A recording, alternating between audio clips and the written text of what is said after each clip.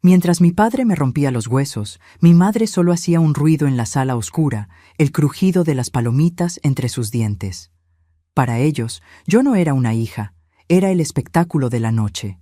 Durante 15 años, mi cuerpo fue el escenario donde montaron su teatro particular de horror. Buenos días, mis queridos y mis queridas. ¿Cómo están ustedes? Espero que estén bien, con salud y paz en el corazón. Soy Lucinda Antúnez Figueroa. Tengo 72 años, nacida en Dolores Hidalgo, en el interior de Guanajuato, pero hoy vivo aquí en Ciudad de México, desde hace más de 4 décadas. El tiempo pasa demasiado rápido, ¿verdad? Parece que fue ayer cuando llegué a esta gran ciudad, asustada por todo, y hoy ya me siento parte de ella como si hubiera nacido aquí. Hoy el día amaneció tan bonito con ese solecito entrando por la ventana de mi salita. Estoy aquí sentada en mi sillón verde, aquel que mi difunto esposo Ramiro me dio de regalo cuando cumplimos bodas de plata. Desde mi rinconcito puedo ver mi colección de gallinas de Guinea en miniatura que adorna toda la pared. ¿Ya han visto una de esas? Son pequeñas esculturas hechas a mano, todas pintadas con puntitos blancos y colores vibrantes, igualitas a las gallinas de Guinea de verdad. Todas las mañanas me despierto tempranito, antes incluso de que aparezca el sol. Hago mi café bien fuerte. No me gustan esas cosas modernas. Café colado en tela es el que tiene sabor de verdad. Después voy a mi tallercito que monté en el cuartito de atrás. Es allí donde creo mis gallinas de Guinea de cerámica. Tengo arcilla, pinturas, pinceles finitos y un hornito especial. Mis vecinos bromean diciendo que soy la abuelita gallina de la colonia. Comencé a hacer estas miniaturas cuando todavía vivía con mi hija Cecilia. Fue después de que enviudé. Ya hace unos 15 años. Estaba triste, sin ganas de levantarme de la cama, y ella me inscribió en un curso de cerámica en el centro comunitario. «Mamá», me dijo, «ocupa tu mente con arte, que la tristeza no encuentra espacio». ¿Y saben qué? Funcionó. De aquella primera gallina de Guinea torcida que hice, hoy tengo una colección de más de 200, todas diferentes. La gente incluso viene de otras ciudades para comprarlas. Hasta hice una página en Internet. Imagínense, una señora de mi edad vendiendo arte por Internet.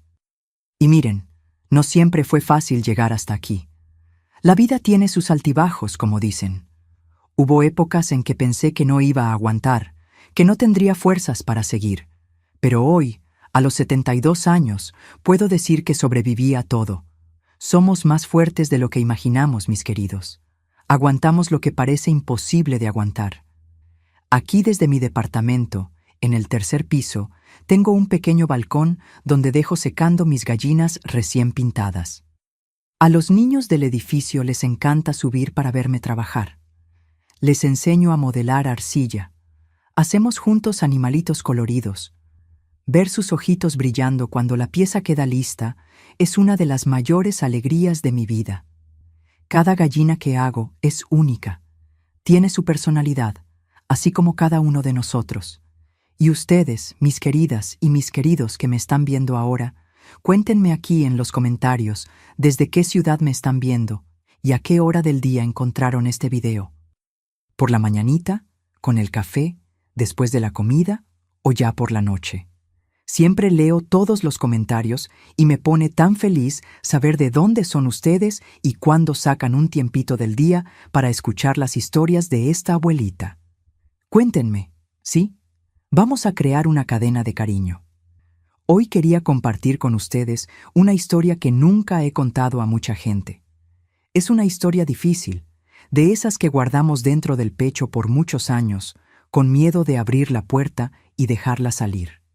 Pero saben, mis queridos, a veces contar es una forma de liberarse, y quién sabe si mi historia no ayuda a alguien que está pasando por algo parecido. La vida no siempre es colorida como mis gallinas de Guinea. A veces es un teatro de horrores, como lo fue para mí durante tanto tiempo. Nací en Dolores Hidalgo, un pueblito en el interior de Guanajuato, en 1953. En aquella época, el municipio era muy diferente de lo que es hoy. Tenía pocas calles pavimentadas, muchas casas de adobe, y todos se conocían entre sí. Mi familia vivía en una casa grande en la parte alta del pueblo. Era una construcción antigua, de madera oscura, con un portal que rodeaba todo el frente y ventanas altas, con cortinas de encaje que mi madre se empeñaba en mantener impecablemente blancas. Mi padre, Osvaldo Figueroa, era dueño de la única tienda de materiales eléctricos de la región. Hombre alto, de hombros anchos, siempre de camisa bien planchada y pantalón formal, incluso en los días más calurosos. Tenía ojos verdes, fríos como agua de pozo, y un bigote grueso que recortaba cada semana con unas tijeras pequeñas que guardaba en el bolsillo. En el pueblo todos lo respetaban. Don Osvaldo es hombre serio, decían, y a él le gustaba esa fama, cultivaba esa imagen con mucho cuidado. Mi madre, Inés Antúnez de Figueroa, era maestra en la escuela municipal.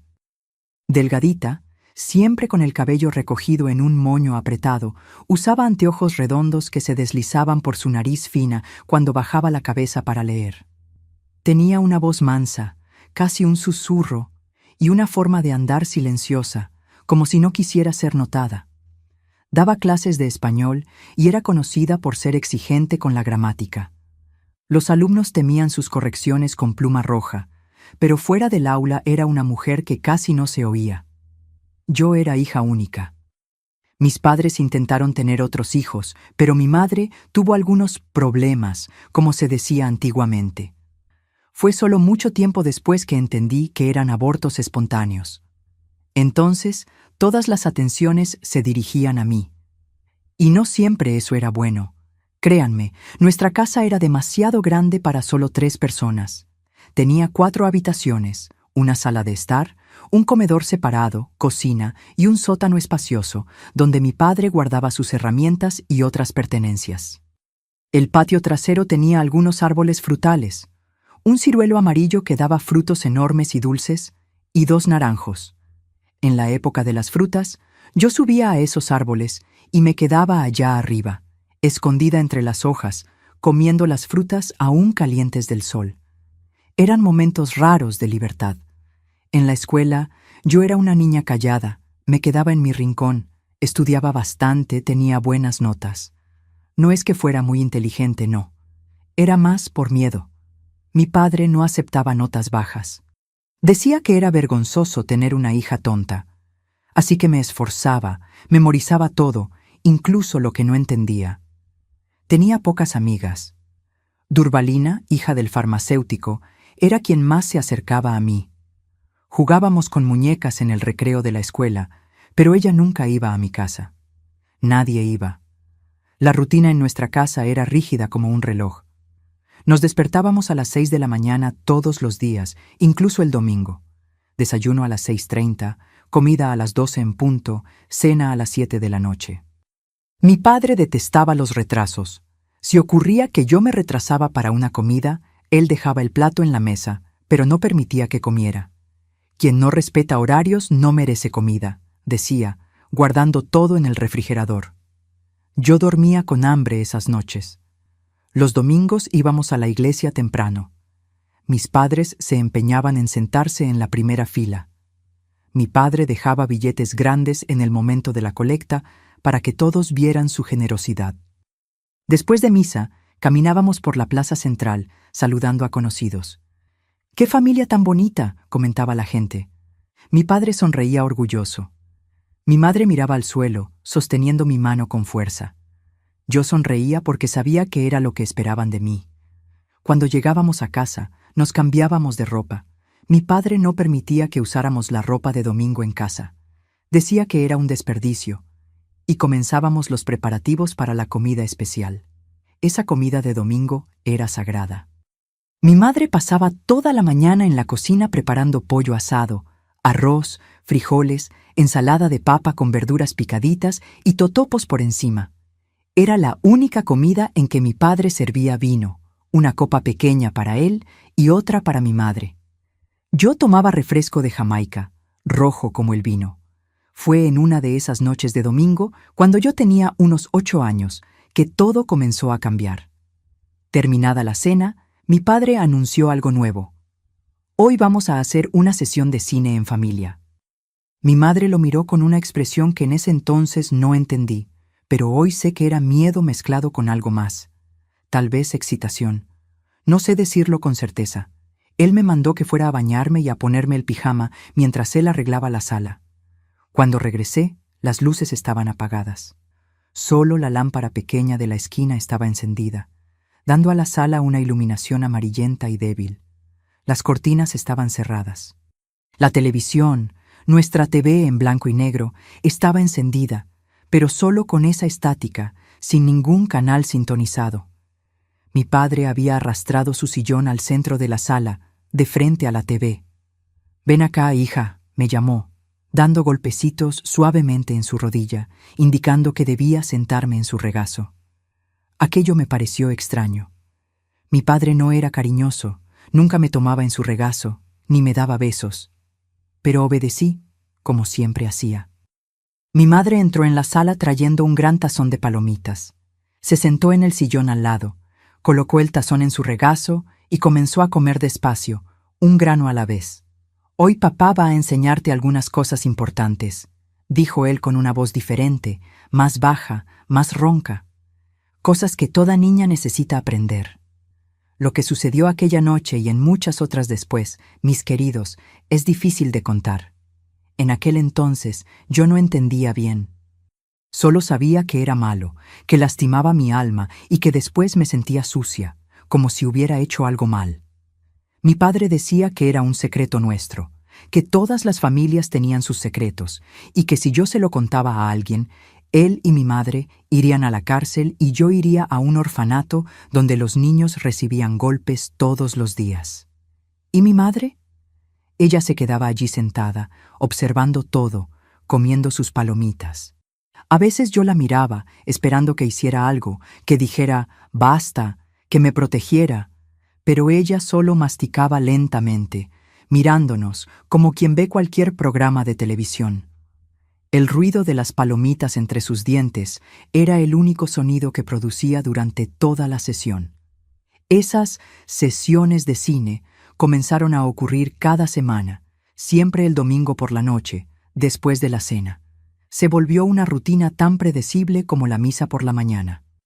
Yo intentaba enfermarme los domingos, fingía dolor de estómago, dolor de cabeza, pero mi padre decía que estaba mintiendo, que eran solo caprichos, y entonces la sesión ocurría de todos modos. En la escuela me fui volviendo cada vez más callada.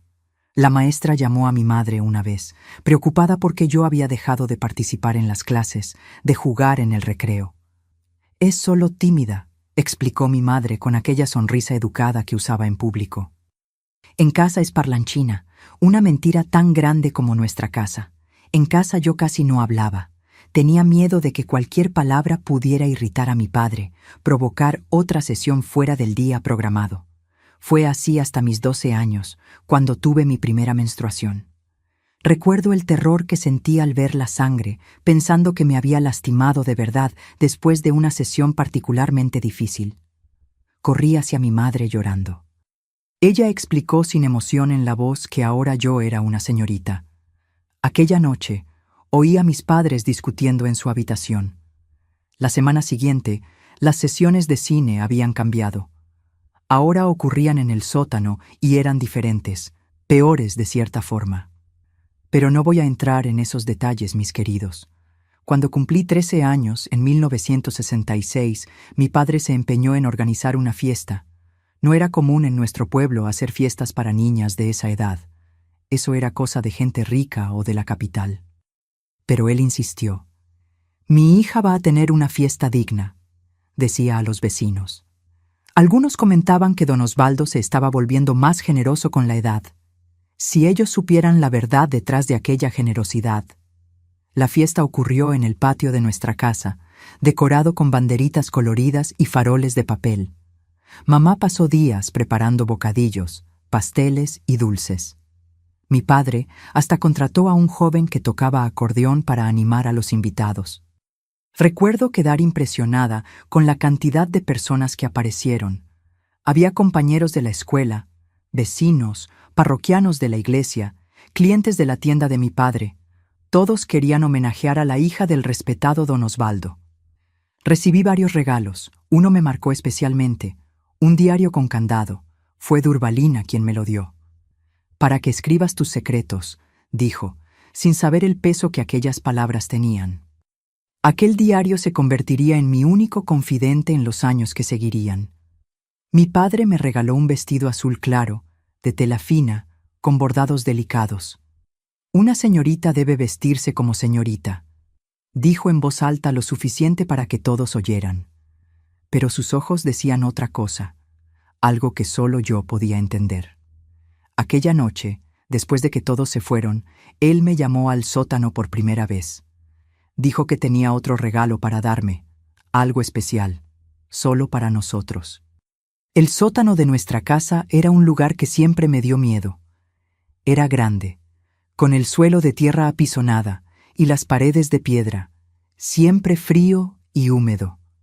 Mi padre había organizado un espacio allí, con un colchón viejo cubierto por una sábana limpia, algunas almohadas y una lámpara débil colgada del techo. En una esquina había una silla vieja de madera. «El trono de tu madre», dijo con una risa que hizo que mi sangre se helara. Y como en las sesiones de cine de antes, mi madre apareció con su tazón de palomitas, se sentó en la silla, comenzó a masticar despacio, mirándonos con aquella misma expresión vacía. Pero había algo diferente aquella noche. Mi padre estaba más nervioso, más excitado, hablaba más, decía cosas que antes apenas susurraba. «Ahora eres una señorita, Lucinda», repetía como si fuera un mantra. «Y las señoritas necesitan aprender cosas nuevas». Lo que ocurrió aquella noche fue peor que todo lo que había ocurrido antes.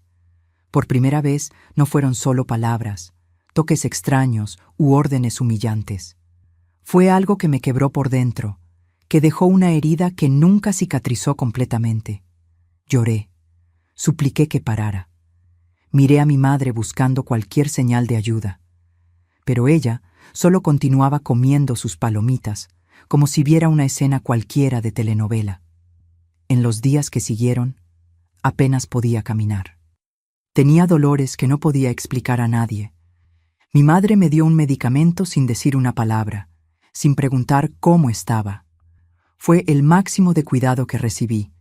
En la escuela, la maestra notó que yo estaba diferente. «Lucinda, estás pálida. ¿Estás enferma?», preguntó. Apenas sacudí la cabeza. ¿Qué podría decir? ¿A quién podría contárselo? Nadie me creería. Mi padre era don Osvaldo, el comerciante respetado. Mi madre era doña Inés, la maestra ejemplar. ¿Quién daría oídos a una niña acusando a sus propios padres de cosas tan horribles? Comencé a escribir en el diario que Durbalina me dio. Escribía todo, cada detalle de las sesiones, cada palabra que mi padre decía, cada mirada vacía de mi madre. Era mi única forma de desahogo. Guardaba el diario debajo de una tabla suelta en el piso de mi habitación, lugar que descubrí por casualidad cuando era pequeña. Allí estaba seguro, o así lo pensaba. Las sesiones en el sótano se volvieron regulares. No eran más solo los domingos. Ocurrían siempre que mi padre sentía ganas, 2, 3 veces por semana. A veces, cuando bebía más, venía a mi habitación en medio de la noche. En esas ocasiones, mi madre no estaba presente con sus palomitas y de alguna forma eso lo hacía todo aún más aterrador. Para sobrevivir, creé un lugar seguro dentro de mi mente.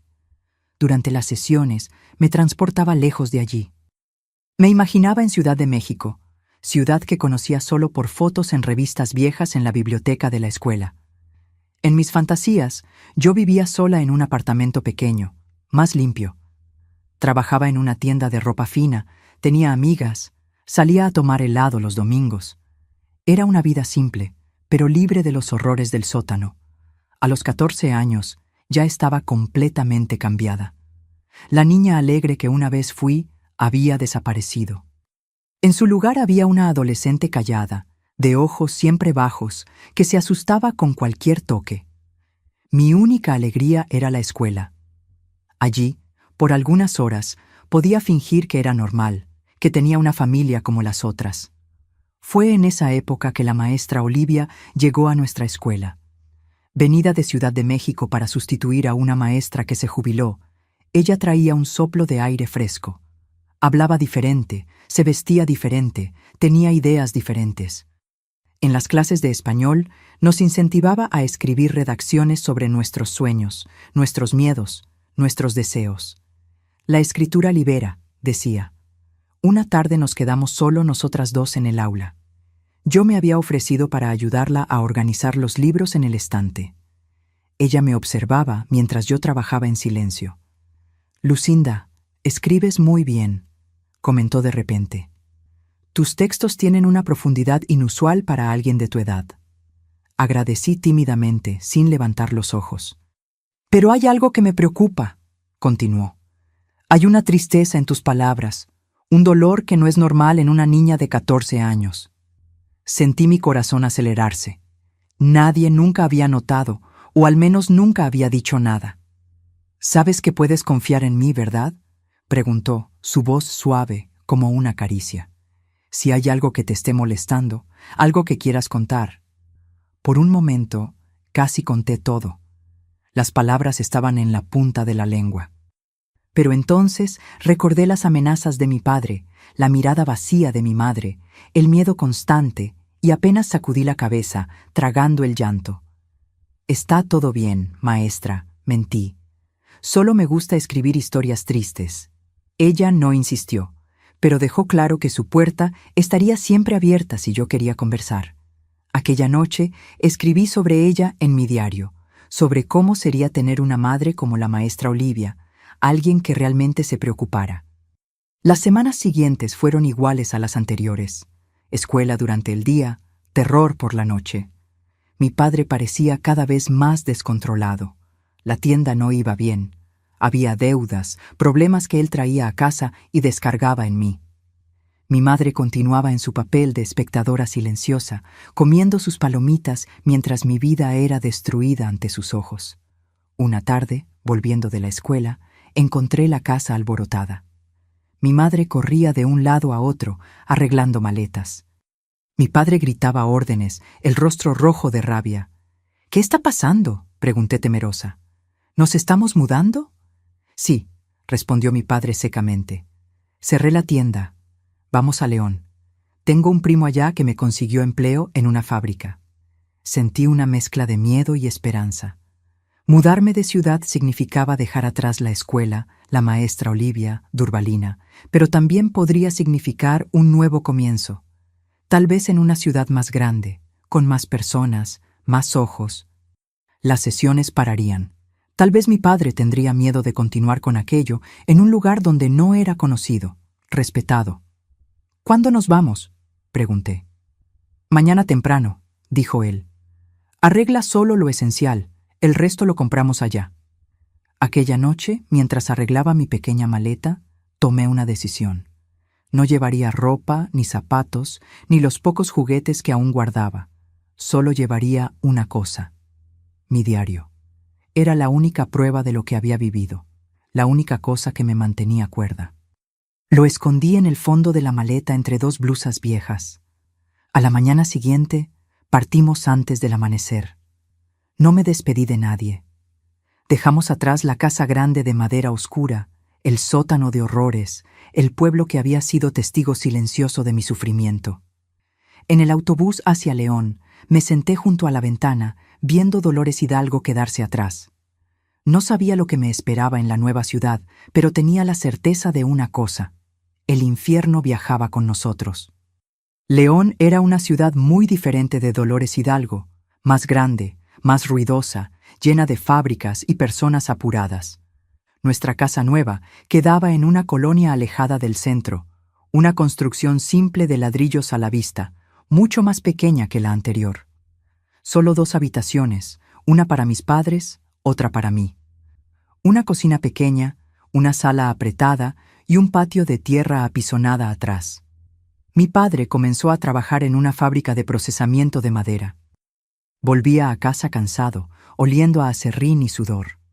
Mi madre consiguió empleo en una escuela municipal. no como maestra, sino como auxiliar de limpieza. Sus manos, antes delicadas de quien solo sostenía gis y libros, ahora estaban siempre rojas y agrietadas por el uso constante de productos de limpieza. Pensé que ese cambio, esa vida más dura, podría cambiar algo en nuestra dinámica familiar. Durante algunas semanas alimenté esa esperanza. Mi padre parecía muy ocupado con el trabajo. Llegaba tarde, muchas veces ya borracho, y caía en la cama sin energía para nada más. Las sesiones pararon temporalmente y comencé a respirar un poco más aliviada. Pero la tregua duró poco. Pronto descubrió que el sótano de la casa vecina, que estaba desocupada, tenía una entrada por el fondo de nuestro patio. Bastaba saltar el muro bajo de ladrillos y entrar por una puerta vieja que no cerraba bien. Limpió un rincón allí, colocó algunas cobijas viejas en el suelo y el ritual recomenzó. Ahora con una diferencia terrible. Como estábamos en tierra extraña, sin la seguridad de la reputación que tenía en Dolores, se volvió aún más agresivo, más violento. ¿Y mi madre? Ella continuaba con su papel de espectadora, llevaba su tazón de palomitas, se sentaba en un rincón y observaba todo con aquellos ojos vacíos. A veces notaba algo diferente en ella, una lágrima silenciosa, un temblor en las manos, pero nunca, ni una sola vez, hizo cualquier cosa para ayudarme, para impedir lo que ocurría. En la escuela nueva, yo era apenas una alumna más transferida del interior. Nadie me conocía, nadie se preocupaba por mí. No hice amigos, me quedaba sola en los recreos, sentada en un rincón del patio, observando a las otras niñas reír y conversar. ¿Cómo podía acercarme a ellas? ¿Qué diría si preguntaran sobre mi familia, sobre mi vida? Los secretos que cargaba me aislaban como muros invisibles. A los 15 años comencé a tener problemas de salud, dolores de cabeza constantes, insomnio, falta de apetito. Adelgacé tanto que mis costillas se notaban bajo la piel pálida. En la escuela, la orientadora, doña Clarís, me llamó para una conversación. «Lucinda, estamos preocupados contigo», dijo, mirando por encima de sus anteojos de aros finos. «Tus maestros notaron que andas muy abatida, no participas en las clases, tus notas están bajando». Mantuve los ojos bajos, las manos apretadas en el regazo. ¿Qué podría decir? «¿Está pasando algo en casa?», preguntó directamente. Sentí mi corazón dispararse. Era mi oportunidad, pensé. Alguien estaba preguntando. Alguien parecía preocuparse. Pero entonces recordé las amenazas de mi padre, lo que podría pasar si yo hablaba. Y más que eso, recordé la vergüenza. ¿Cómo podría contar lo que ocurría en el sótano de la casa vecina? ¿Quién me creería? «No, señora», respondí bajito. «Solo no estoy durmiendo bien. Creo que es el cambio, la ciudad nueva». Ella no pareció convencida, pero tampoco insistió mucho. Me dio una nota para que mis padres la firmaran, solicitando una visita de ellos a la escuela. Nunca entregué la nota, claro. La rompí en pedacitos en cuanto salí de su oficina. Fue en esa época que comencé a pensar en huir, o peor, en acabar con todo de una vez. Pasaba horas mirando por la ventana de mi habitación, imaginando cómo sería simplemente salir caminando sin rumbo hasta llegar bien lejos, o cómo sería saltar del puente que cruzaba el río Silao a la salida de la ciudad. Esas fantasías oscuras eran mi única compañía en las noches de insomnio. Mi diario continuaba siendo mi refugio. Escribía en él casi todos los días, escondida bajo las cobijas, a la luz de una linterna pequeña que había recibido de una maestra en Navidad. En las páginas amarillentas desahogaba todo mi dolor, todo mi odio, toda mi desesperanza. A veces releía lo que había escrito en los años anteriores en Dolores Hidalgo y me daba cuenta de cómo la niña asustada de antes se había transformado en una adolescente quebrada, sin sueños, sin futuro. Una noche, volviendo del trabajo más borracho que de costumbre, mi padre entró en mi habitación. No era horario de sesión, y eso me dejó aún más aterrorizada. Tambaleó hasta mi cama, se sentó en el borde y comenzó a decir cosas inconexas sobre cómo había sido humillado por el supervisor en la fábrica, cómo nadie lo respetaba en aquella ciudad, cómo extrañaba Dolores Hidalgo, donde era alguien. Allá yo era don Osvaldo, murmuraba, el aliento cargado de alcohol. Aquí soy solo un obrero más, igualito a los otros. De repente, sus ojos cambiaron, se volvieron más enfocados, más fríos. Agarró mi brazo con fuerza, apretando hasta dejar marcas. Pero en casa yo sigo siendo el jefe, dijo entre dientes. Aquí quien manda soy yo, ¿entendiste? Concordé rápidamente, intentando calmarlo, pero algo en mí también había cambiado. El miedo aún estaba allí, claro, pero había otra cosa ahora, una rabia sorda, un odio que crecía cada día. En aquel momento, mirándolo tan de cerca, borracho y patético, me di cuenta de que no era un monstruo invencible como pensaba cuando niña. Era apenas un hombre débil, frustrado, que descargaba sus frustraciones en una niña indefensa. Él salió de la habitación tan abruptamente como entró, tropezando con sus propios pies. Oí cuando cayó en la cama de la habitación de al lado y pronto comenzó a roncar. Mi madre llegó poco después. Oí sus pasos leves en la cocina, el ruido de platos siendo lavados y después el silencio cuando fue a dormir. Me quedé acostada, mirando al techo descascarado, pensando en mi vida, en cómo había llegado hasta allí, en cómo podría salir. Fue cuando tuve una idea. No era bien un plan, era más un pensamiento que fue tomando forma lentamente. ¿Y si yo no fuera la única víctima? ¿Y si hubiera otras niñas, otras mujeres que mi padre hubiera lastimado? ¿Y si pudiera encontrar a esas personas, juntar nuestras historias? Al día siguiente falté a la escuela.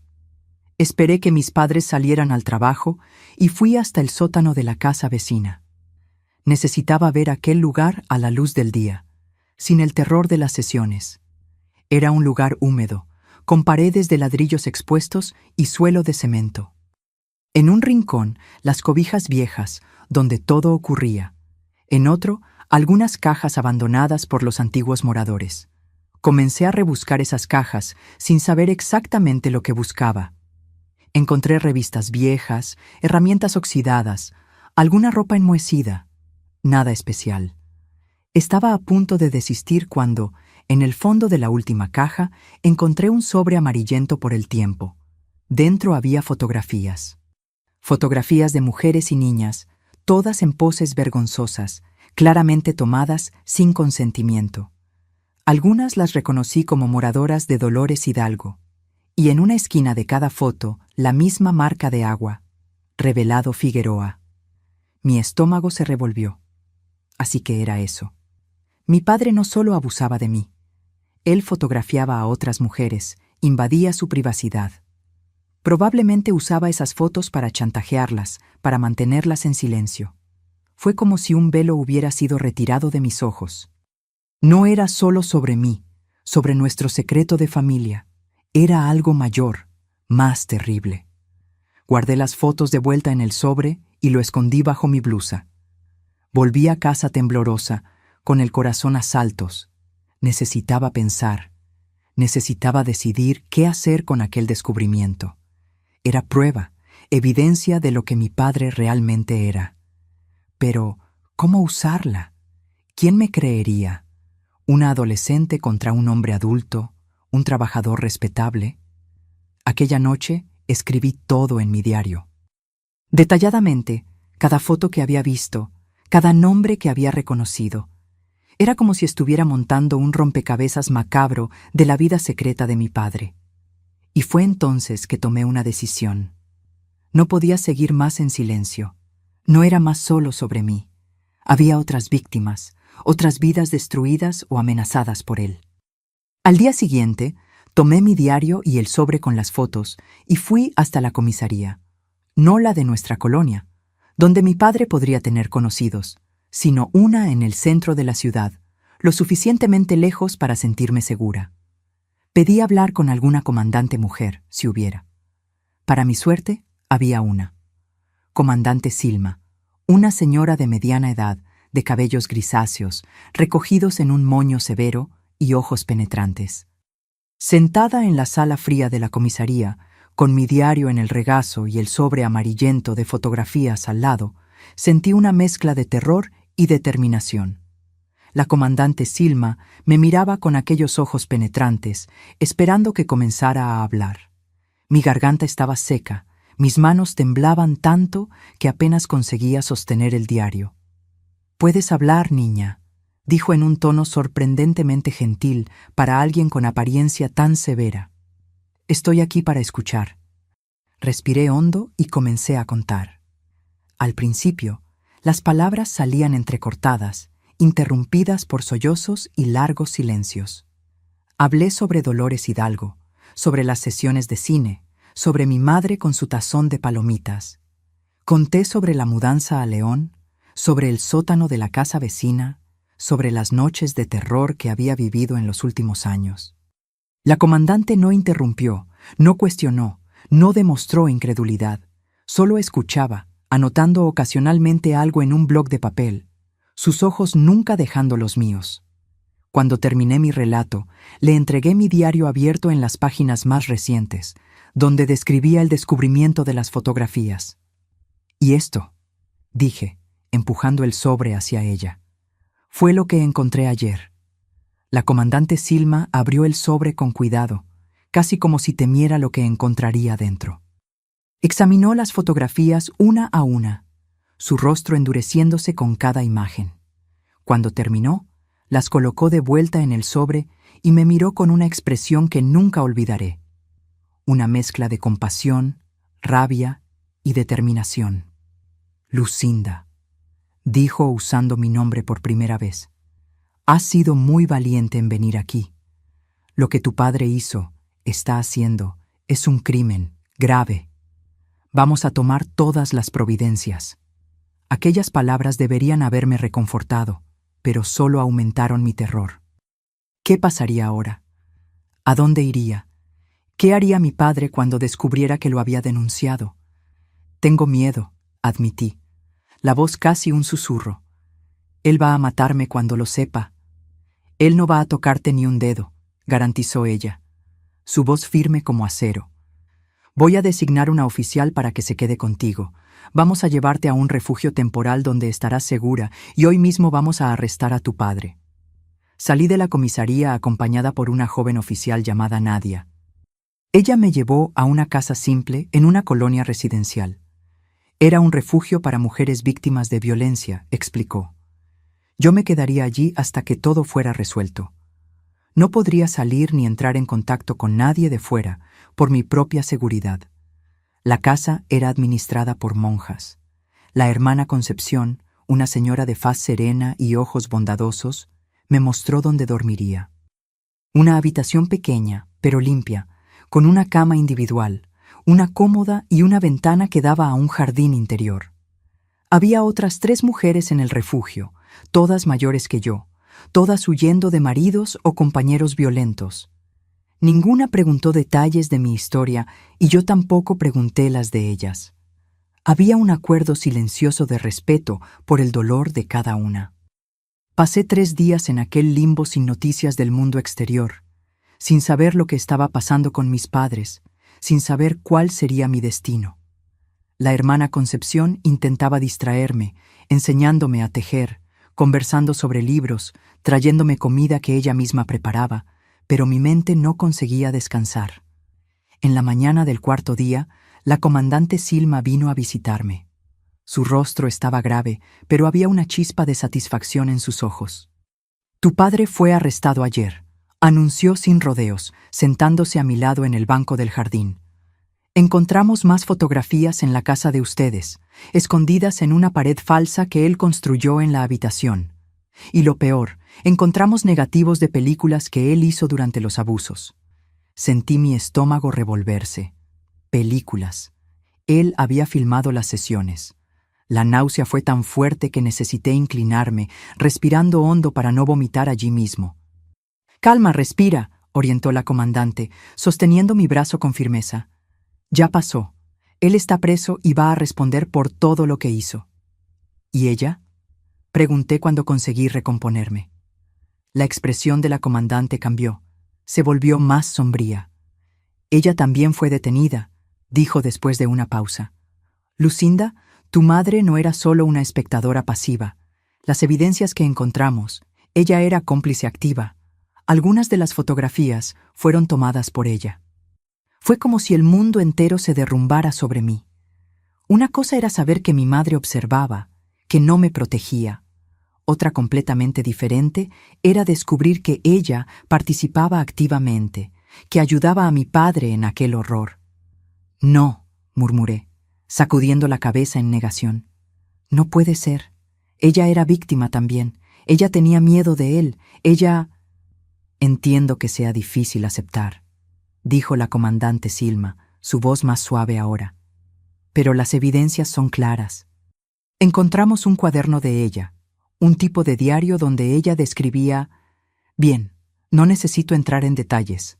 Ella no estaba siendo forzada, Lucinda. Ella eligió participar. Comencé a llorar. Un llanto diferente de todos los que ya había llorado antes. No era de miedo ni de dolor físico. Era el llanto de la última ilusión siendo destruida, de la última esperanza desvaneciéndose. Incluso en los peores momentos, siempre creí que mi madre, de alguna forma, era también una víctima, tal vez traumatizada, tal vez demasiado aterrorizada para reaccionar. Saber que ella era parte activa de aquel horror era más de lo que podía soportar. La comandante Silma me dio tiempo para procesar aquella revelación devastadora. Cuando finalmente me calmé, ella continuó. Necesitamos hablar sobre lo que va a pasar ahora. Tienes 17 años, casi 18. Legalmente, aún eres menor de edad, pero estás muy cerca de la mayoría de edad. Tenemos algunas opciones para ti. Ella explicó que yo podría ir a un albergue de menores hasta cumplir 18 años, pero reconoció que no sería lo ideal, ya que faltaban pocos meses para mi cumpleaños. La otra opción sería una familia de acogida que me recibiría temporalmente, o si yo prefería, podría quedarme en el refugio de las monjas por más tiempo mientras decidíamos el mejor camino. Hay aún una cuarta posibilidad, añadió, vacilante. Tenemos un programa de protección para testigos. Como tu testimonio será crucial en el proceso contra tus padres, podemos ofrecer esto. Significaría un cambio completo, nueva ciudad, nueva identidad, nuevo comienzo.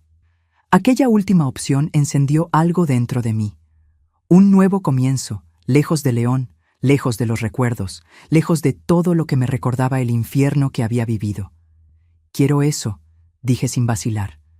Quiero ir lejos, recomenzar en otro lugar donde nadie me conozca, donde nadie sepa. La comandante Silma asintió comprensiva. Entiendo. Voy a iniciar los procedimientos, pero antes necesitarás testificar, dar una declaración oficial que será usada en el proceso. ¿Estás preparada para eso? No estaba claro cómo alguien podría estar preparado para revivir públicamente la peor pesadilla de su vida, pero sabía que era necesario, no solo para mi propia liberación, sino para garantizar que mis padres nunca más pudieran hacer daño a nadie.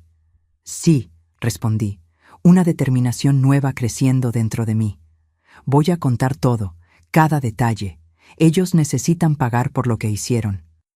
Aquella noche, sola en la pequeña habitación del refugio, escribí una última entrada en mi diario. Un nuevo diario que la hermana Concepción me había dado, ya que el antiguo estaba con la policía como evidencia. Escribí sobre el dolor de la traición final, sobre el descubrimiento de que mi madre no era una víctima, sino una participante voluntaria en los abusos. Escribí sobre el miedo de lo que vendría a continuación, pero también sobre una tenue esperanza que comenzaba a nacer, la esperanza de un futuro diferente, de una vida lejos de aquel horror. Cuando terminé de escribir, hice algo que nunca había hecho antes.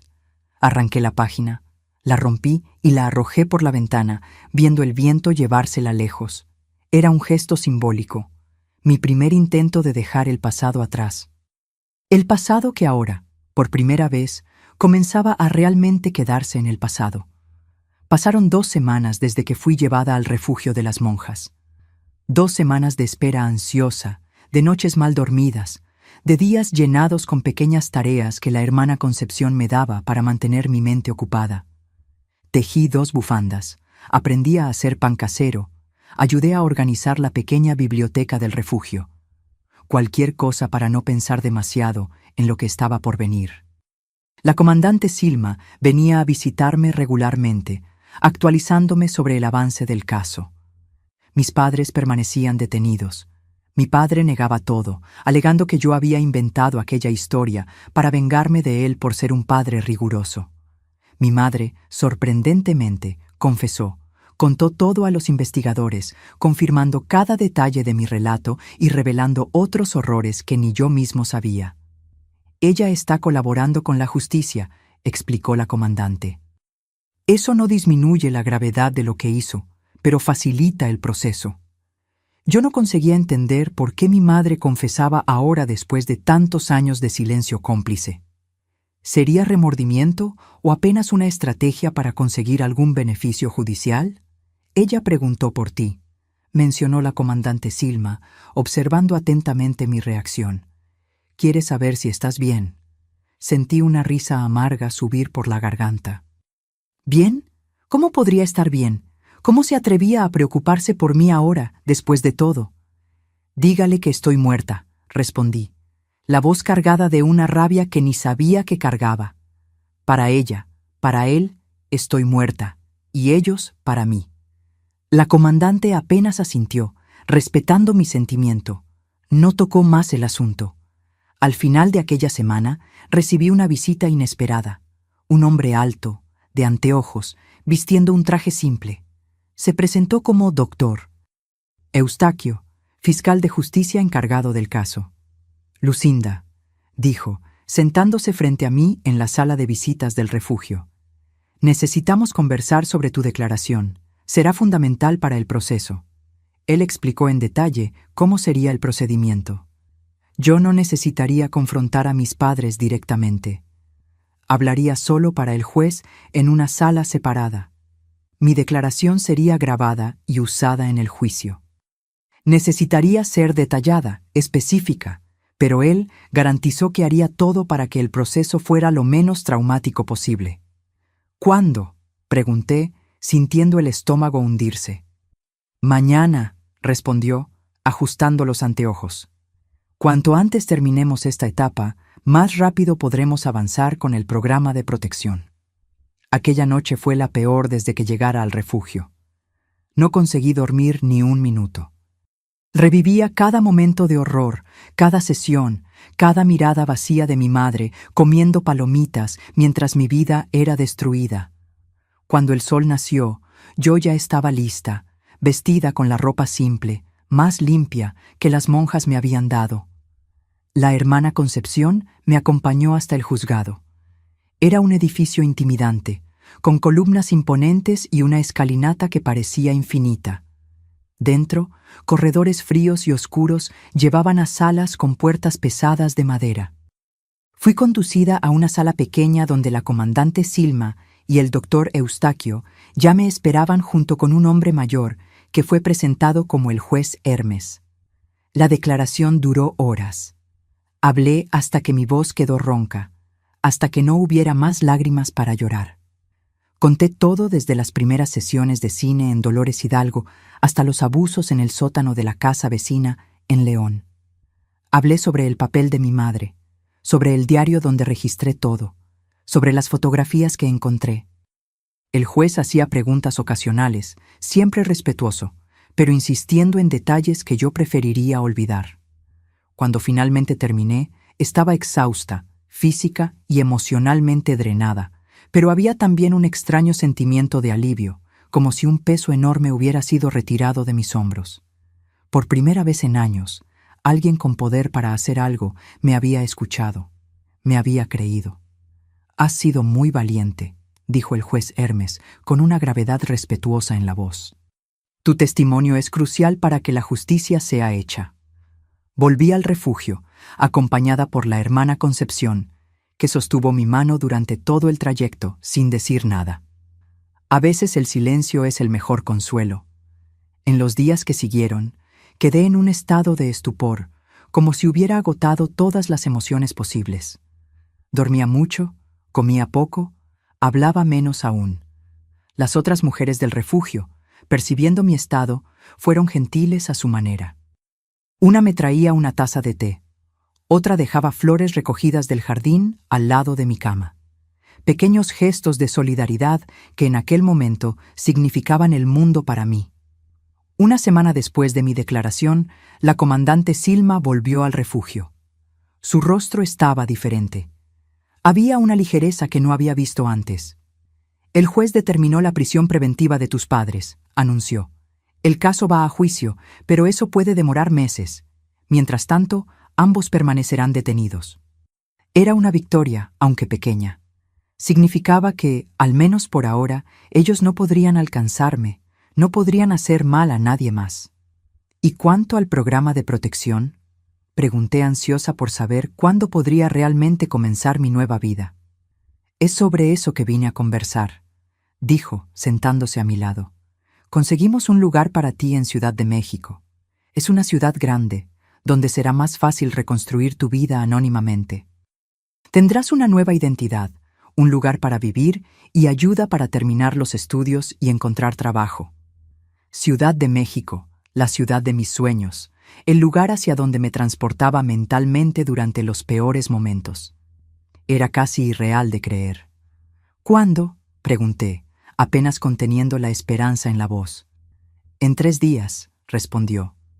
Hay algunos documentos que preparar, algunas orientaciones que necesito darte, y necesitarás elegir tu nuevo nombre. ¿Mi nuevo nombre? No había pensado en eso. ¿Quién quería ser en esta nueva vida? ¿Quién podría ser libre de los horrores del pasado? ¿Puedo mantener Lucinda?, pregunté vacilante. Era el único pedazo de mí que no estaba manchado por las manos sucias de mis padres. Era el nombre que mi abuela materna había elegido mucho antes de que todo el horror comenzara. La comandante Silma consideró por un momento. El apellido necesita cambiar, obviamente, pero creo que podemos mantener Lucinda como primer nombre. No es tan inusual como para facilitar tu identificación. En los 3 días que siguieron, me preparé para mi nueva vida. Recibí documentos nuevos, acta de nacimiento, identificación, todo con mi nuevo nombre, Lucinda Antúnez. El apellido era común lo suficiente para no llamar la atención, pero diferente lo suficiente del original para garantizar mi anonimato. Recibí también instrucciones detalladas sobre cómo sería mi llegada a Ciudad de México. Una trabajadora social me esperaría en la terminal de autobuses. Doña Teresita, una señora que trabajaba con el programa de protección desde hacía años. Ella me llevaría a un pequeño departamento en la colonia Santa María la Ribera, donde me quedaría inicialmente. Recibiría una pequeña ayuda financiera por 6 meses, tiempo suficiente para establecerme, encontrar trabajo, recomenzar. En la víspera de mi partida, la hermana Concepción me llamó a su oficina. Era un cubículo simple, con un escritorio de madera, algunas sillas y estantes llenos de libros religiosos. «Tengo algo para ti», dijo, extendiendo un pequeño paquete. Un recuerdo nuestro. Dentro del papel de regalo simple había un rosario de madera con cuentas oscuras y pulidas y un pequeño libro de oraciones. «Sé que tu fe fue sacudida, y con razón», continuó, su voz suave. «Pero cuando estés lista, tal vez esto pueda traer algún consuelo». La abracé, las lágrimas corriendo silenciosamente. No eran lágrimas de tristeza, sino de gratitud. En medio de tanto horror, había encontrado personas como la hermana Concepción, la comandante Silma, personas que creyeron en mí, que me ayudaron a sobrevivir. En la mañana de la partida, me despedí de las otras mujeres del refugio.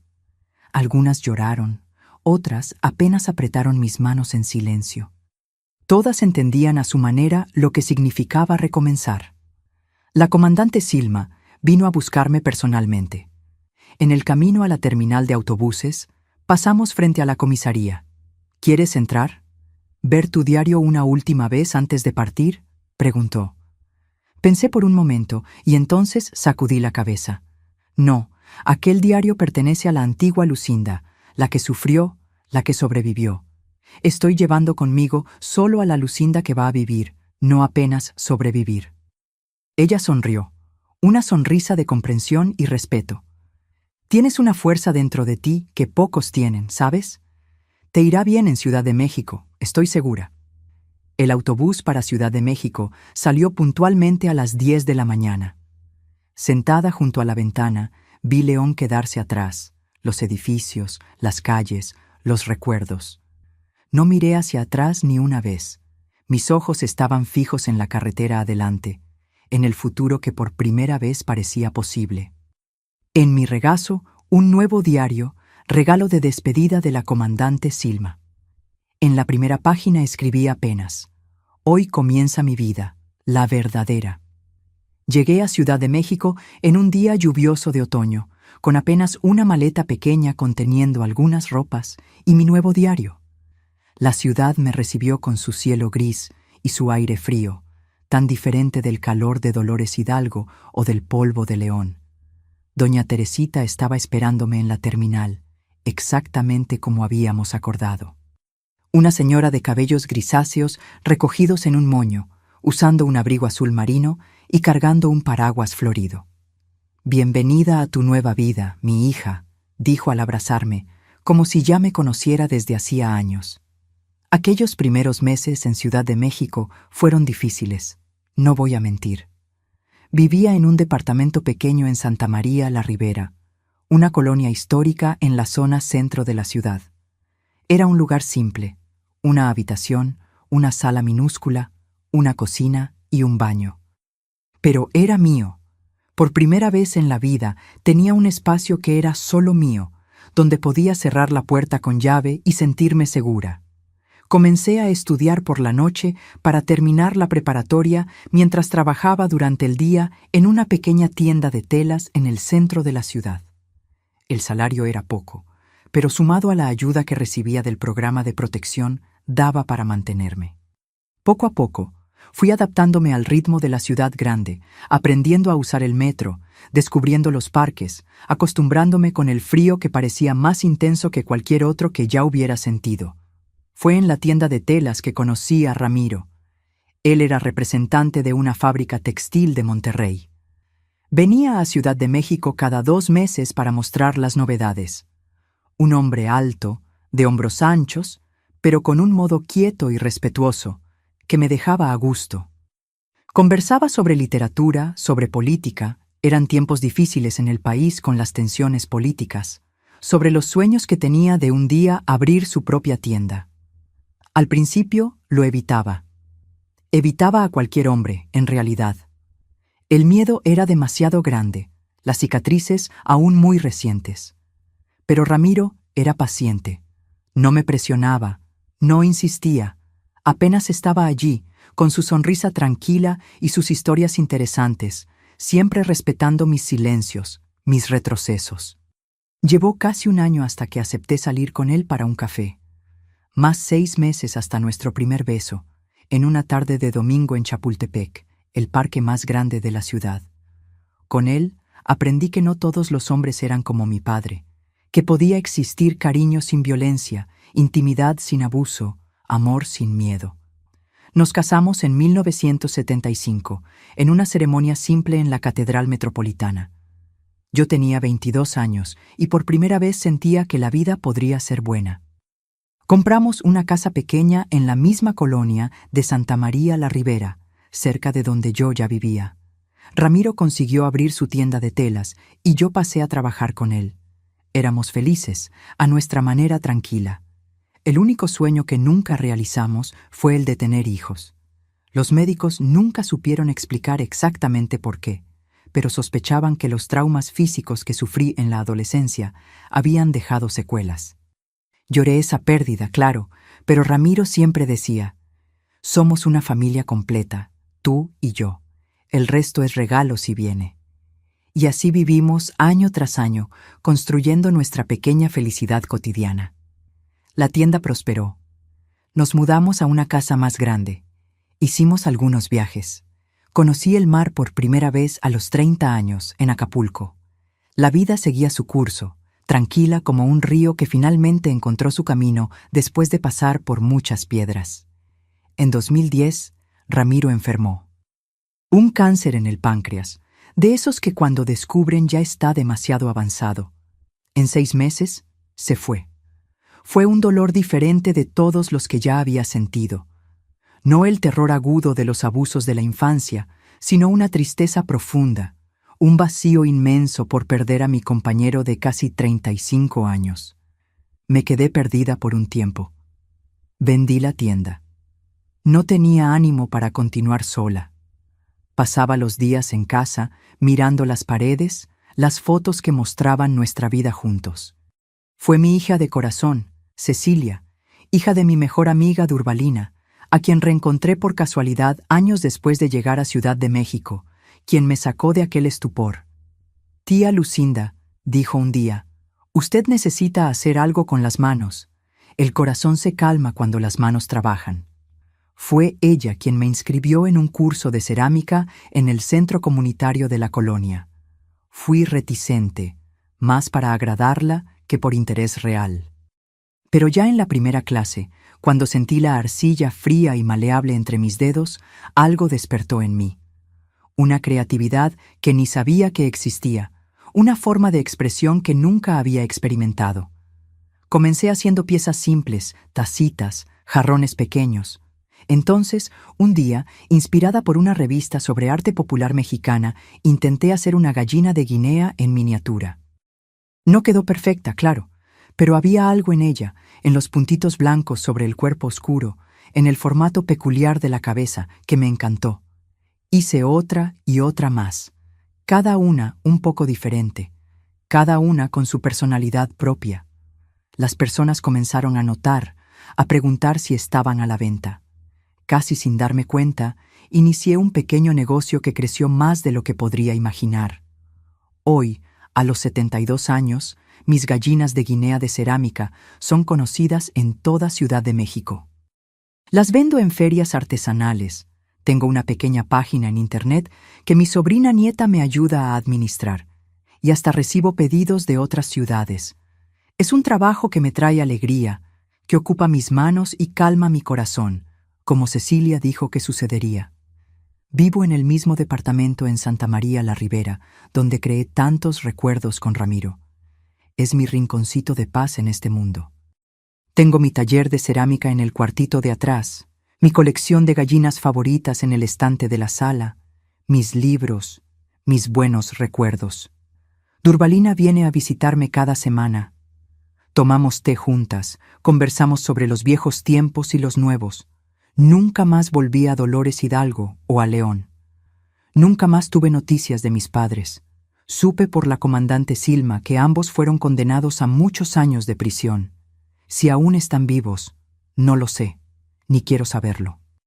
Aquella parte de mi historia está cerrada, guardada en un lugar de mi memoria que visito cada vez menos. Ciudad de México me acogió, me dio una nueva vida, me permitió ser quien realmente soy. No la víctima, no la sobreviviente, sino simplemente Lucinda, la artesana de las gallinas de Guinea, la viuda de Ramiro, la amiga de Durbalina, la tía abuela de corazón de Tania y sus hermanos. Una mujer que aprendió que la vida, incluso después del peor de los terrores, puede florecer de nuevo. Mis queridos que me acompañaron hasta aquí en este viaje de memorias, algunas dulces, otras amargas, quiero dejarles algunas palabras que he ido recolectando a lo largo de estos mis 72 años de vida. Para quienes están pasando por situaciones difíciles como las que viví, quiero decirles, no están solos. El silencio es el mayor aliado del abuso. Hablar, aunque sea difícil, aunque las palabras se atasquen en la garganta, es el primer paso hacia la liberación.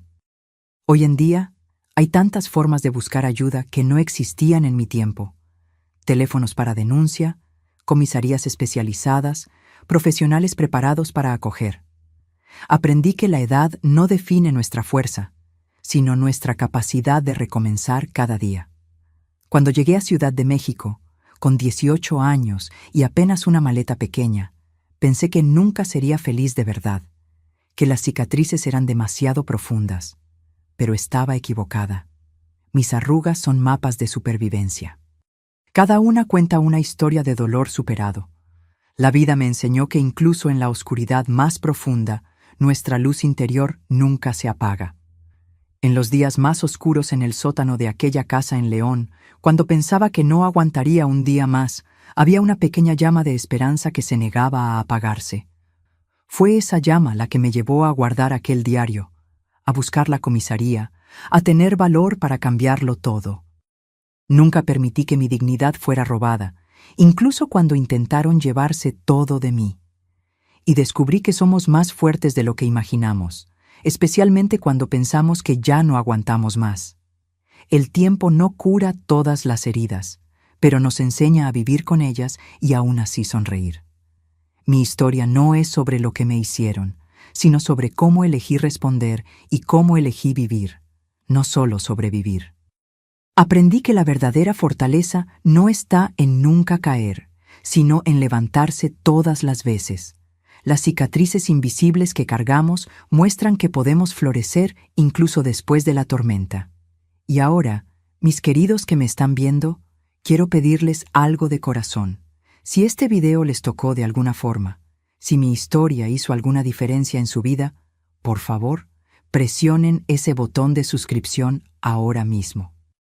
No es solo por mí, es porque cada suscripción ayuda a que este mensaje llegue más lejos.